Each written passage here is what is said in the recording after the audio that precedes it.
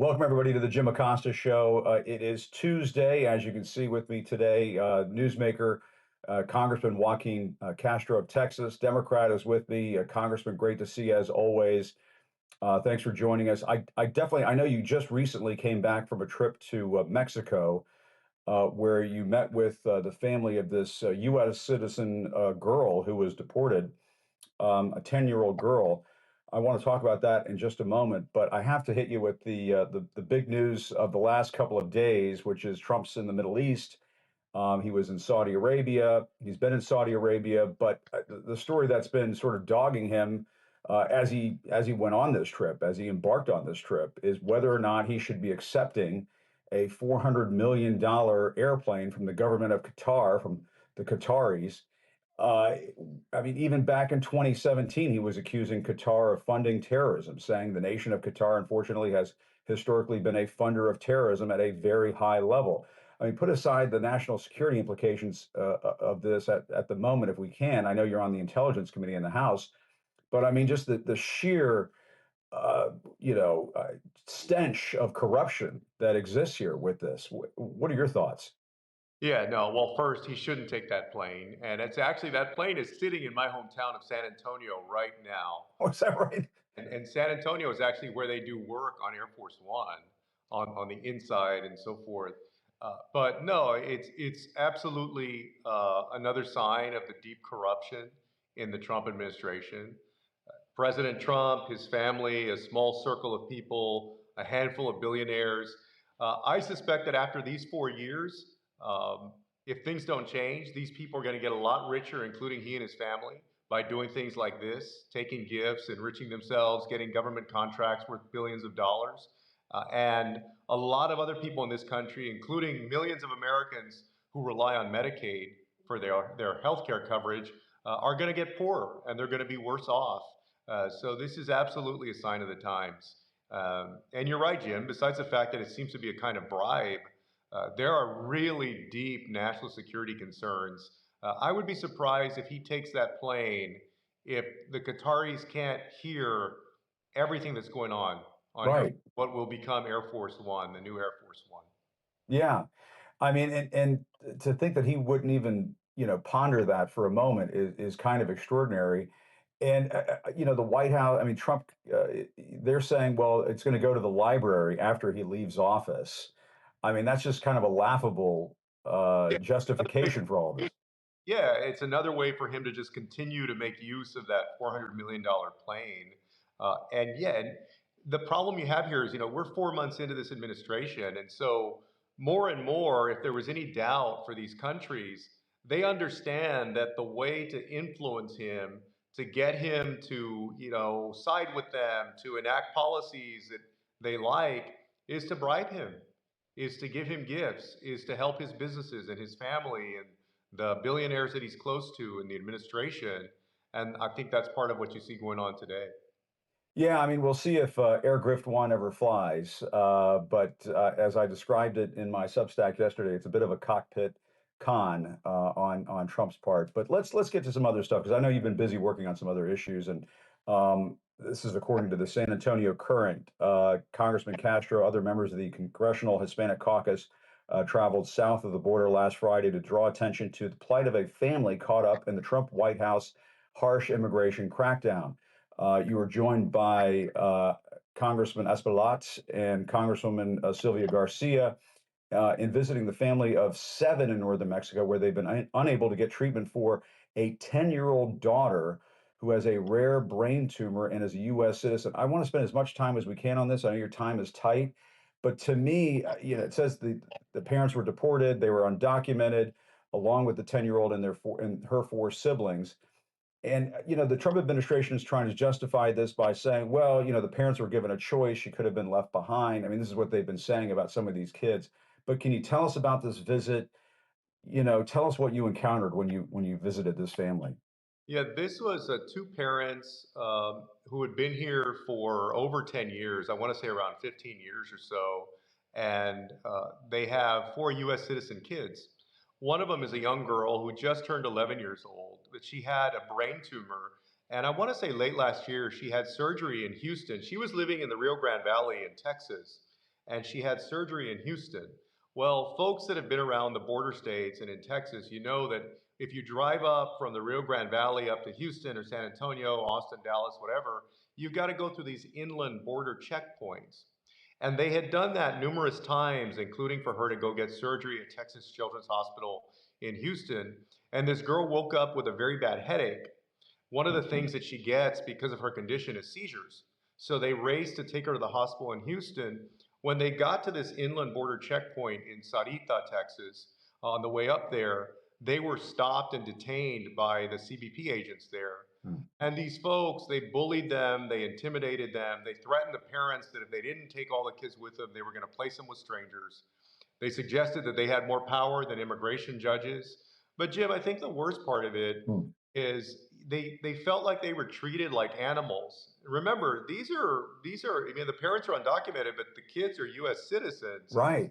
And the US citizen girl, she had seizure medication that she had to take daily. And these agents confiscated, they took away her seizure medication. They took away this young girl's seizure medication. Wow. Another son had heart problems and he had a heart monitor. They tried to take the heart monitor away. Unfortunately, he was able to keep it. But you got to ask yourself, what kind of country are we becoming that we're losing our humanity more and more every day? Regardless of what you think about immigration or border security, there aren't many Americans, I still believe, who think that we ought to be taking away a young girl's seizure medication who's a cancer patient. And unfortunately, that attitude and that treatment and the tone is set from the top. And when Yep. Donald Trump speaks about folks in a dehumanizing way, um, in ways that compares them to invaders and animals, that's the kind of treatment that you end up with. And so Yeah. now you have this girl. She's in northern Mexico. She hasn't been able to get the treatment that she needs, either for the brain tumor or these other conditions. She does have now the medication to stop the seizures, but she's not getting the medical treatment she needs. The kids are having trouble getting enrolled in school, getting enrolled in the Mexican healthcare coverage over Of there. course. And so, as you can imagine, the family is incredibly traumatized and devastated by what's happened. And, so many follow-up questions to ask, Congressman, but you're absolutely right. I mean, this is government sanctioned cruelty toward a child who is a U.S. citizen. And I guess one of the questions that I have is whether or not this young girl has rights, legal rights to sue the administration, to sue Donald Trump, take them to court, take DHS to court, take Kristi Noem to court, and insist that her rights be observed, that they be protected. Because it seems to me, if she has all these medical issues, somebody ought to be able to file a lawsuit on her behalf, and that her parents be allowed to reside in the United States while she continues to undergo this treatment. I mean, it sounds like what they're trying to do is get around the whole family separation fiasco that they had the first time around, and they're saying, okay, we'll just deport the whole family, even if there are little U.S. citizen kids involved, and even if they have cancer, which Well, to me is just outrageous. when we talked about these cases of U.S. citizen, especially U.S. citizen children being deported, I think one of the responses is, well, no, the mom just decided to take her kids with her. They didn't give the mom a choice. They Mm. first of all, this all happened very quickly in less than 24 hours. The mom had a chance to call the office of the lawyer that was representing her. After 3 minutes, one of the Border Patrol agents hung up the phone on her, so she couldn't talk to the lawyer. They didn't let lawyers come into the detention center. So they threatened the mom that, hey, if you don't take your kids with you, if you don't all get the hell out of the country, we're going to place your kids with strangers. That is not a choice. That's Yeah. not a real choice for anyone. Yeah. So they didn't get due process. They should have gotten an order for removal and then been assigned a court to go in front of an immigration judge who would then make a determination. And that's what's so alarming. Every American citizen should be alarmed by what Donald Trump and his administration are doing by erasing due process and now threatening even to take away a petition for habeas corpus. If they do that, Jim, then it means that anybody, American citizen, anybody, undocumented, legal permanent resident, it doesn't matter. The government can put you in jail and you have no right to petition a court saying, hey, I don't know what I'm charged with. They're unlawfully imprisoning me. But that's what Stephen Miller went out to the White House lawn Right.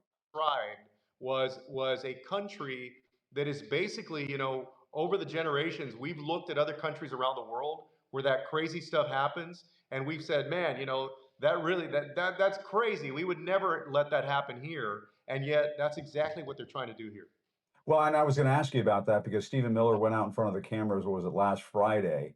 And I'm sorry, it just sounds like full-blown authoritarianism when he's saying we want to get rid of, or we want to look at whether we should get rid of habeas corpus for people who are undocumented in this country. And it just seems to me that's a blatant violation of the Constitution. And it sounds like what you need perhaps is a big legal defense fund for a lot of these U.S. citizen kids to sort of just high-powered lawyers who know how to go into court and ground these things to a halt while it gets adjudicated at a higher level. Because it seems like right now, when you look at the headlines, Congressman, you see the mayor of Newark getting arrested at an ICE detention center. Yeah. You see all these viral videos of these parents being ripped from their kids by ICE agents wearing masks. What is going on with that? I mean, first MAGA hates masks during COVID. Now they're okay with ICE agents wearing. I mean, Yeah, I mean, it's all spiraling. It seems. they're attacking Americans' constitutional rights,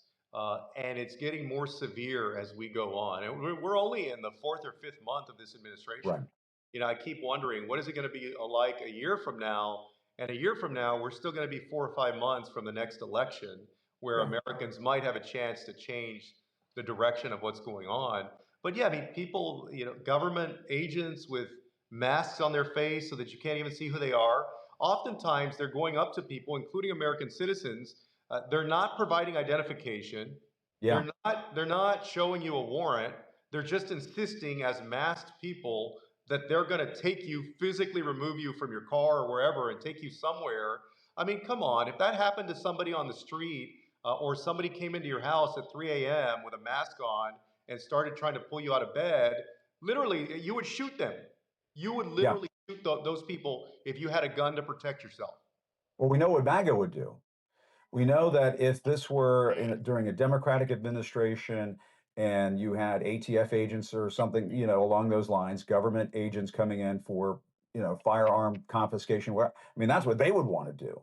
Well, But obviously, I mean, when you have terrified migrant families, mixed status families, I mean, this is the thing that people get wrong all the time on Fox News about so many of these families, the vast majority of these families are just trying to get by. They're trying to make a living. They're the most law-abiding people out there. yeah, And and yeah, I say that you would want to shoot them because you wouldn't know who they were if right. people Exactly. I came see what you mean. Yes. right, yeah, because if people They came look like to home your house, invaders. Yeah. yeah, in the middle of the night, you're asleep, you don't know who they are. That's going to be people's reaction, Right. right? If people don't identify themselves, they don't say who they are, that's what you would likely see, right? Mm. You have millions of Americans who literally are keeping firearms in their home because they're scared of home invasions, because they're scared of people they don't know breaking in. Well, if people come in and they don't identify themselves and they're in masks, you Yeah. don't automatically think, oh yeah, this is law enforcement. No, you think somebody is coming to hurt me and to harm me. Yeah, it just seems like we have a situation where you have ICE agents in masks. They're not identifying themselves. You have the White House wanting to get rid of a process to challenge unlawful detention, due process, and so on. I mean, to me, if the tables were turned, if it were a Democratic administration, I mean, you can only imagine what the reaction would be like Absolutely. here. It's just to me, it's just outrageous. I know I have a few more minutes with you. This big, beautiful bill, as they're calling it, is winding its way through the Congress. I did want to ask you about that because, I mean, they're talking about this is what I saw reported earlier today. Some $4.9 trillion costs attached to these sweeping tax breaks that they want to provide as part of this legislation. But there are Republicans like Josh Hawley of Missouri, remember him from January 6th, calling on Republicans not to get rid of Medicaid or not to cut deeply into Medicaid. Where does that process stand? Is Medicaid really on the chopping block here? No, I mean, it absolutely is. In fact, Yeah. the CBO has said that if these Republican bills go forward, that it would amount to about 14 million people who would lose Medicaid coverage. And remember, these are among the most vulnerable people in the country. Oftentimes, most of the time, you have people who are working poor. These are people who are actually trying to make it, working hard. They just can't afford healthcare coverage. They're not getting paid enough, and so they're on Medicaid. But it's also long-term nursing home stays. It's folks with disabilities. So there's a lot at stake for millions and millions of Americans if this bill passes. I'm glad that there are some Republicans who are speaking up and saying, hey, not only is this morally wrong, but it's a bad idea. We Right. shouldn't do it. But, you know, I've said that there were 2 votes on that budget resolution. There will likely be 2 more votes now that have the specific line item cuts. And they only passed this last bill, the budget resolution bill, by about 2 votes in the House. So you need a few more people to flip or to hold firm on their position, because they've said that enough of them have said they're not going to support it. You need them basically to hold firm. Yeah. And I mean, apparently Chip Roy and Chip Roy and I had a little interaction up on Capitol Hill the other day when I was asking him about Gulf of America. But anyway, we'll put that to the side. But anyway, he is warning that this price tag could climb to $20 trillion over the course of, I guess, several years, because the deficit is just going to skyrocket if this thing is passed. And you know, my question is, we've heard the Republican, you've heard this countless times, Congressman. How many times have the Republicans complained about the debt and deficits going up in this country, and yet they're willing to pass this, which, you know, the cost of all of this could be $20 trillion over the course of several years. That's just going to make the deficits and debt skyrocket. No, that's absolutely right. It's going to add to the debt, and remember, it's in service of tax cuts for the wealthiest people in this country, literally multi-billionaires, and also the wealthiest corporations who just a handful of years ago already got a tax cut, and they're trying to do more on top of that by taking away from people that have the least. Yeah. Well, Congressman, thanks for taking time. And I know your time is tight, but really appreciate it. Please keep us posted on the situation with that. It's a 10-year-old or 11-year-old girl, you said now, correct? But Yeah. people aren't saying her name at this point because they want to keep it confidential. Is that right? We don't want to get into that at this point. Yeah, I Yeah. mean, the family is scared of really of Yeah. extortion, of being vulnerable in Mexico. Yeah. Um, and so right now they're trying to stay out of the limelight. Well, keep us posted. Let us know if you ever want to just jump back on, and if you have a status update on all of that, because to me, it just breaks my heart. You know, we know that they're heartless when it comes to migrants. I didn't know they were heartless when it comes to U.S. citizen children, American children with cancer. And this is not the only one. There was a 4-year-old with cancer just the other week that had Correct. also been removed from the country and sent to Honduras. It's just like you said earlier, it makes you wonder what kind of country are we becoming, you know? No, absolutely. So, Good to be with you. all right. Thanks, Congressman. Good to see you. Really appreciate the time. Thanks again. Take care. You as well. And that's Congressman Joaquin Castro. And folks, you need to have members of Congress like Joaquin Castro making these kinds of trips to these places where these kids are being sent, because what the Trump administration is trying to do, and you know, this is the reason why, you know, they want to work with Bukele and El Salvador and that gulag. I don't know if you've seen the commercials that they're running during sporting events lately. They've got Kristi Noem, the DHS secretary, you know, strutting her stuff through CCOT, talking about how, you know, they're you know, this is where they're going to put the migrants and so on if you're in the country illegally. I mean, it just looks like something straight out of the Hunger Games. It's just like this souped up fascist looking commercial. And so they obviously want to send migrants off into these sort of black hole situations, send them out of the country, make it as painful as possible. They say, we don't care if the kid has cancer. We don't care. They say if the kid has an issue with seizures, we're just going to make this as painful as possible. We're going to do it in masks. We know that the cameras are going to be rolling. These are going to create viral moments because they want to spread fear in the migrant community. And you just have to wonder, at what point in this country do people say enough is enough? And obviously, you know, the intent there is to make people self-deport. Okay, obviously that's the point. They get off on the cruelty. Let's just be very clear about this. They get off on the cruelty and the meanness and the nastiness. But if you think about it, if you're in this family situation, what they're going through, a mixed status family, they're just hoping and praying that the masked ICE agents somehow miss their house so they can continue to live in a country where their kid is still getting cancer treatment and so on. And so somebody needs to talk some sense. And I know this is mission impossible to somebody inside the White House or somebody inside the Republican Party, because how is this going to look 5 or 10 years from now? I mean, that's, not that Trump cares. He'll be sitting pretty with a $400 million jet with some presidential library that'll probably never get built. Um, but the people who are working below him, the people who are working in this administration, ICE agents who are perhaps in their 30s or 40s, you want to live with this the rest of your life? You want to be the person who, in the mask, who deports the 11-year-old kid with cancer?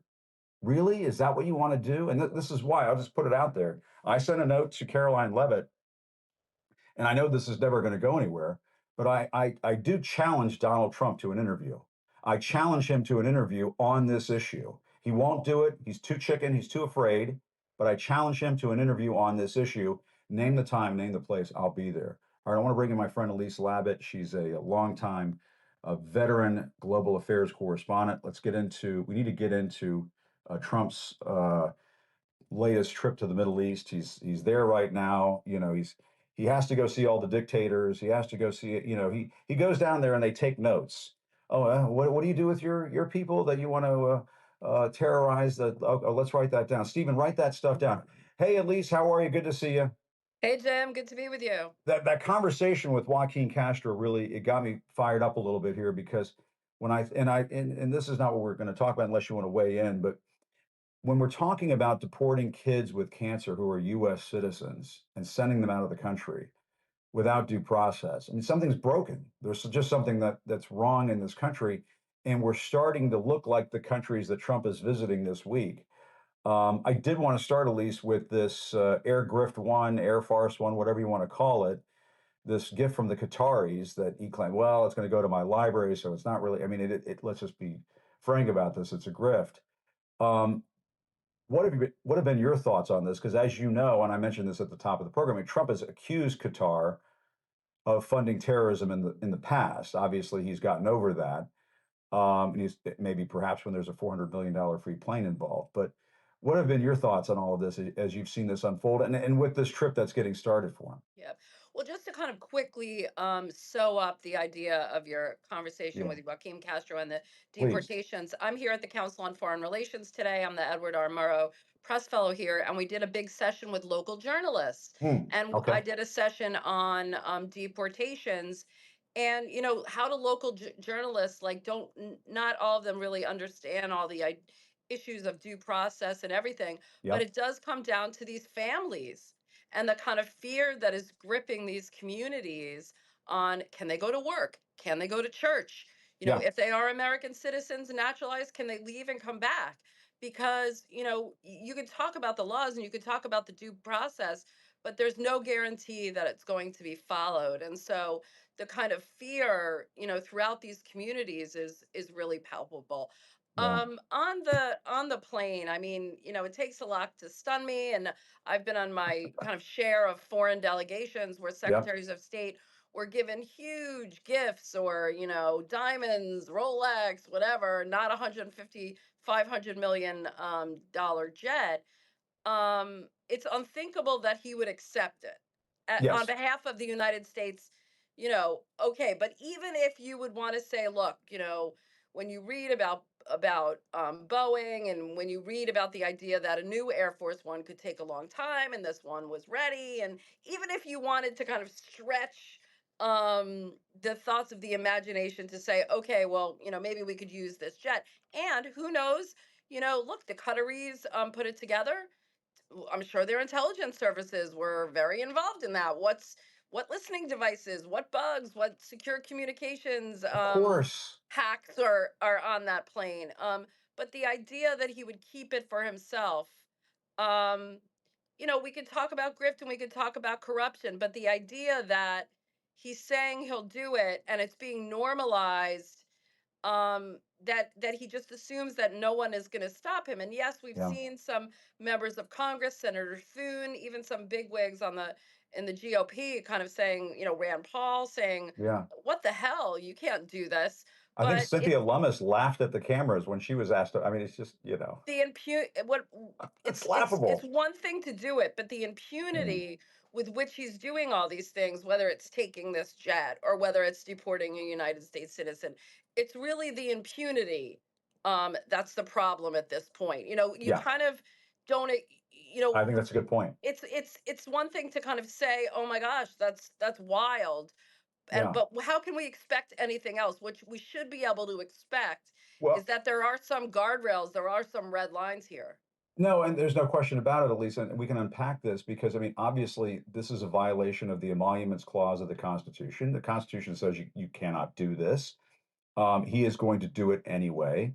And, people, one of the conversations I've had with lots of experts, legal, foreign policy, what have you, and congressional in recent weeks has been, well, the guardrails are off and there's nobody to stop Trump. Baloney. Actually, the Congress can impeach and remove the president of the United States. It's the fact that the Republicans control the Congress and they are part of, for the most part, the cult of Donald Trump. And they're just not, they don't have the political courage or the will to do anything about this, to hold even a hearing. I mean, has anybody called for a hearing on this? I mean, to me, in the olden days of a much more responsible Republican Party, there would at least be a friggin' hearing here. and, Well, I mean, and, look, for and on your point about the right. Qataris and the national security, I just want to say one thing, and that is, I mean, it's kind of mind-boggling how quickly he can bail on the Israelis. How would Benjamin Netanyahu feel if a Qatari built Air Force One were to land at the Tel Aviv airport? I mean, I'm just going to put that out there. I But mean, anyway, and you talk about impeachment. I mean, let's just even yeah, how about just saying, "No, Mr. President, you can't do that." So, and I mean, yeah, look, the Qatar issue is not just about this plane. There are a lot of connections that we've been reading a little bit more. Daniel Pletka of the Substack "What the Hell is Going On" wrote a lot about it last week. yeah, The connections between Steve Witkoff, the Mideast envoy, the Qataris, Steve's son, and Eric Trump. There is a lot going on right now. There are a a lot of lot going deals, on. and it's really not about the US. I think it's fair to say it's not about the US. It's not about US security. It's really about, the Trump family, the Witkoff family, and this kind of, you know, um, you want to say that oligarchy is a, funny, Oh yeah, wokey word. Call it whatever you want. You could call it corruption, but these connections can't be denied. You have Trump towers going up across the region. This trip is not about, President Trump did say he's going to lift sanctions on Syria that were under the Syrian yeah, regime of Bashar al-Assad. He's going to meet with the Syrian president in Saudi Arabia tomorrow. This is a unreal. good sign. I mean, Yeah, we'll see what happens with the Iran deal, but President Trump did kind of talk about that he wants a more peaceful region. But let's make no bones about it. This trip is really not about national security. This is about deal making, both for the United States. I mean, look, President Trump did just secure $600 billion in deals from the Saudis today, whether it's, U.S. defense companies, including air, missile yeah, defense, space, maritime security, communications. The Saudis are, dying to get into the U.S. and make investments. And, President sure, Trump might sure. think it's good, but, a lot of this foreign investment, we're getting even more I cozy with would I these would be fine with regimes. all of that, and I would say, okay, nice going there. If this did not have the stench of just a self-enrichment tour, that he's just going from authoritarian regime to authoritarian regime with a bag in his hand and saying, let's fill the bag with as many goodies as possible. And he's got his sons out there peddling these meme coins and the possibilities there are kind of endless. I was talking to Chris Murphy last week about the meme coin scam component of all of this. We don't know who's buying these meme coins. Who's buying them to the extent that they get. They're trying to raffle off a tour of the White House and all of these, a private dinner with Trump and so on. And so you put these things together, I mean, this is why the Constitution says what it says. I mean, you cannot have foreign governments or foreign entities piling money into bags for the president of the United States. It's just, the potential for mischief, it just lies right there out in the open. And I think what Trump thinks is that, well, if I do it out in the open, then then nobody can say anything about it. Exactly, I exactly. think, And then you have, you had this Saudi summit, this U.S. Saudi investment summit today. yeah, Business leaders, including obviously Elon Musk, yeah, we saw Elon. OpenAI Yeah, CEO Sam Altman, BlackRock CEO Larry Fink, the Blackstone CEO Steven Schwartzman. And he's kind of facilitate, on one hand, you want to say, oh, this is great, all this investment in the United States. But when you see those guys were also at the inauguration, yeah, what is this doing, this investment? This is, possibly enriching Trump down the line. It's also, the Saudis are getting a lot out of it. They're trying to diversify their economy. yeah, All of these giga projects, they're going to benefit yeah, Trump in the long run for sure.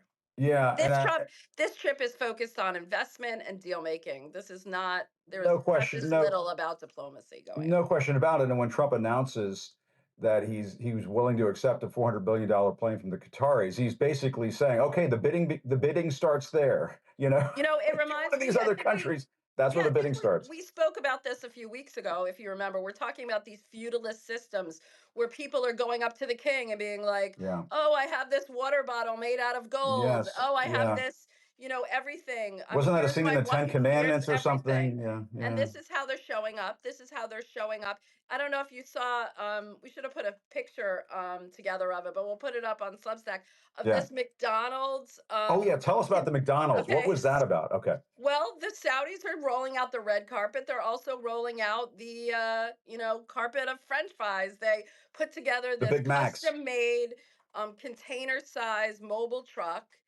Oh man. of McDonald's because they know that the president loves his fast food. Oh, So he's look, loving it all right. Yeah. they know how to cater, no pun intended. They know how to cater to this guy.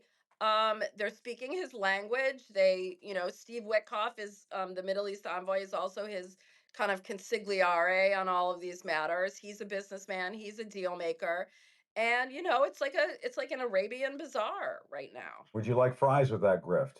And the way that the White House is trying to paper over all of this, say, oh, well, Pam Bondi said it's okay. We should note, as a FARA registered lobbyist, Bondi lobbied Congress on behalf of Qatar, earning $115,000 a month. That was all raised during her confirmation hearing process.